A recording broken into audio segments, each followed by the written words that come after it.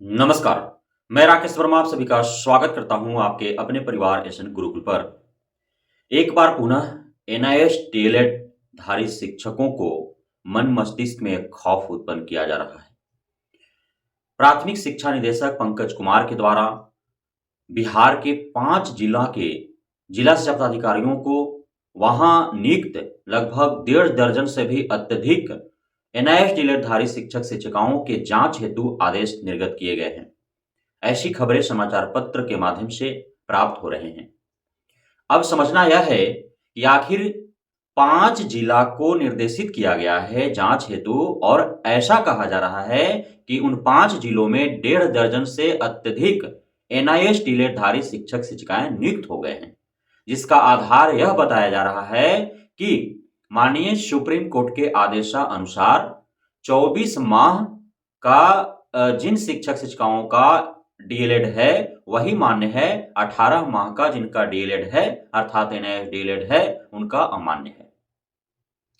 अब इस आधार पर नोटिस थमाए गए हैं। तो इसका उद्देश्य क्या है, मकसद क्या है, कौन डरे कौन न डरे, किनको खतरा है। सर्वप्रथम यह समझने वाली बात है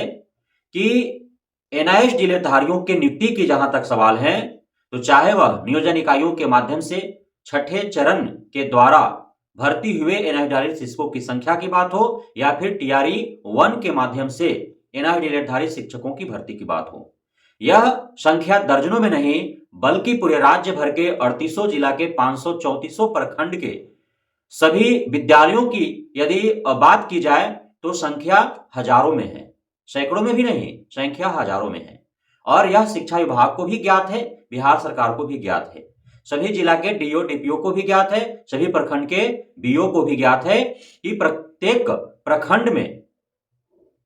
हजारों की तादाद में शिक्षकों की भर्ती हुई है, एनआईएस डीएलएड धारी शिक्षक जो है वो भर्ती हुए हैं।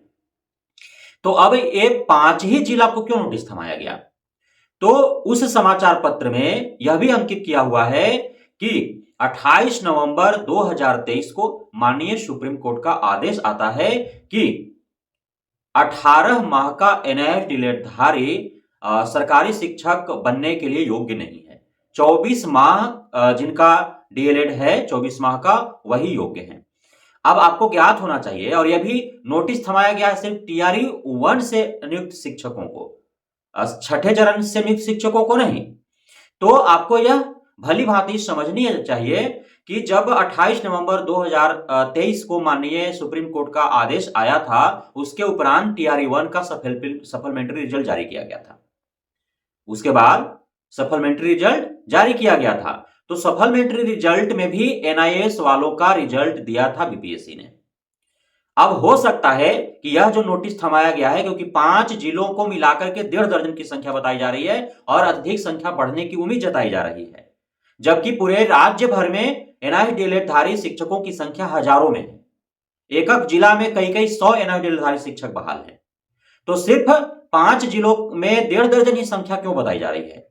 तो ऐसा अनुमान लगाया जा सकता है कि प्राथमिक शिक्षा निदेशक पंकज कुमार साहब ने जो उन 5 जिलों के डीओ को नोटिस दिया है तो वहां सुप्रीम कोर्ट के आदेश 28 नवंबर 2023 को निर्गत होने के उपरांत सप्लीमेंट्री रिजल्ट में जो एनआईएस डीएलएड धारियों को रिजल्ट दिए गए थे, हो सकता है कि उनका ही नियुक्ति हो गया हो, माननीय सुप्रीम कोर्ट के आदेश आने के उपरांत हो गया हो और उन्हें निकाल बाहर करने हेतु निर्देशित किया गया हो। क्योंकि टीआरई 1 में जब परिणाम घोषित होने से पूर्व ही या यूं कहे कि परीक्षा आयोजित होने से पूर्व ही, क्योंकि परीक्षा आयोजित हुआ था आपका 24, 25, 26 अगस्त को और 11 अगस्त को ही माननीय सुप्रीम कोर्ट का बीएड धारी 1 to 5 में शिक्षक बनने के योग्य नहीं है इसका आदेश निर्गत हो गया था। उसके उपरांत भी टीआरई 1 में बीएड धारियों को 1 to 5 में रिजल्ट दिया गया और वे बहाल भी हुए और पूरे बिहार भर के 38 जिला में अब भी दर्जन भर से भी अत्यधिक बीएड धारियों की संख्या है जो टीआरई 1 से 1 to 5 में बहाल हैं और वो पढ़ा भी रहे हैं और बहुतों को निकाल भी दिया गया है। तो उन पर भी कार्रवाई करने के लिए दिशा निर्देश दिए गए हैं माध्यमिक शिक्षा निदेशक के द्वारा, प्राथमिक शिक्षा निदेशक के द्वारा। लेकिन वहीं छठे चरण में जो बीएड धारी 1 to 5 में बहाल हैं उनको कहां अब तक निकाला गया है और वे तो बेचारे दुविधा में पड़े हुए हैं, उनको निकाला भी नहीं जा रहा है और राज्यकर्मी का दर्जा भी प्रदान नहीं किया जा रहा है। तो जब छठे चरण के बीएड 1 to 5 में जो बहाल हैं वह जब प्रभावित नहीं हो रहे माननीय सुप्रीम कोर्ट के आदेश से, जब छठे चरण में बहाल एनआईएस डीएलएड जब माननीय सुप्रीम कोर्ट के आदेश से प्रभावित नहीं हो रहे हैं, तो जब बीपीएससी आयोग टीआरई 1 के माध्यम से जो बहाल हुए हैं तो वो कैसे प्रभावित होंगे? सोचने और समझने वाली बात है।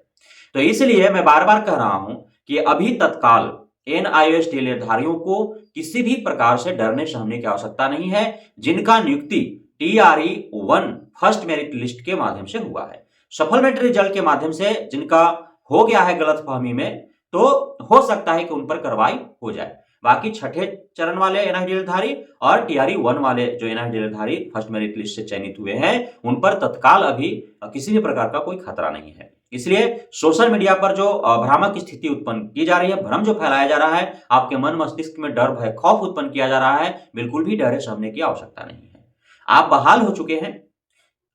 जब होगा तब देखा जाएगा, और जब कार्रवाई आरंभ होंगे तो सिर्फ आप टीआरई 1 वाले ही कार्रवाई के जद में नहीं आएंगे, छठे चरण वाले भी कार्रवाई के जद में आएंगे, और सिर्फ एनआईएस धारी 1 to 5 में जो बहाल है वही कार्रवाई के जद में नहीं आएंगे, बल्कि 1 to 5 में जो बीएड धारी छठे चरण से बहाल है वह भी कार्रवाई के जद में आएंगे।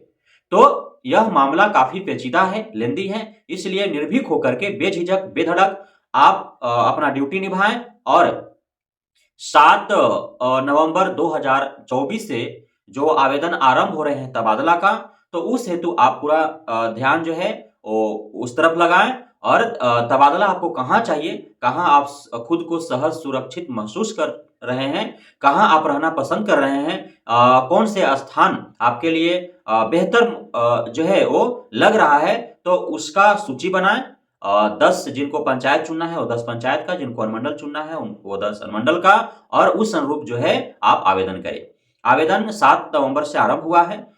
1-2 दिन 4 दिन आप आराम से देख लें, क्या कुछ उसमें गड़बड़ियां आ रही हैं, खामियां आ रही हैं, क्या कुछ सुधार संशोधन होने लायक हो रहे हैं, कौन कौन से क्या त्रुटियां हैं। हो सकता है आप टीचर्स डिटेल्स जो इस शिक्षा कोष मोबाइल ऐप पर अपडेट कर रखे हैं, इस शिक्षा कोष पोर्टल पर अपडेट कर रखे हैं, उसमें किसी प्रकार की त्रुटियां हो तो उसको जांच ले, पूरी तरह से अवगत हो ले कि पोर्टल सही से काम कर रहा है, ऐप सही से काम कर रहा है, आपका सारा प्रविष्टि सही है, और आप अपना जिस जगह पर स्थापित होना चाहते हैं वो अपने पूरे जो है ध्यान पूर्वक पूरे गंभीरता से आपने उसका सूची तैयार कर लिया है, और आराम से आवेदन करें। विशेष जो है जो